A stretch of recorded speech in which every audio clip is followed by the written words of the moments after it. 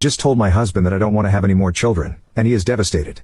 My youngest is 3, and my oldest is 16. We have 4 kids altogether. My husband brought up to me recently the idea of having another baby. I said no, that I'm done having kids. He asked if I was sure, and I said yes. Ever since then, he's been depressed. We've talked about it, and he says he's just sad because he always imagined that we would have a big family. We have a big family, or at least an above-average sized family.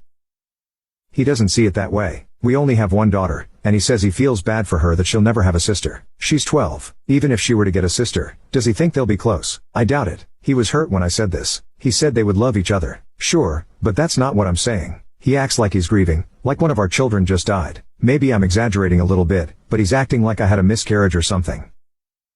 I don't know how to comfort him. We haven't lost anything. I just don't want to gain something new. I asked him, does he really want to be pushing 60 and still have a kid in the house? Does he want to lug a baby to the oldest graduation? Is one of us going to help him move into his dorm room while the other stays home with the baby? Or will we drive with the baby all the way to a college campus? He said my hypotheticals are weird, but I'm just trying to help him see where I'm coming from.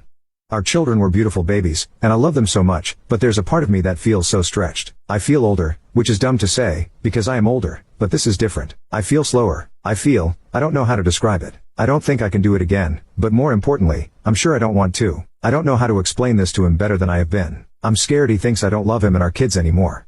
I want to comfort him, but I don't know how.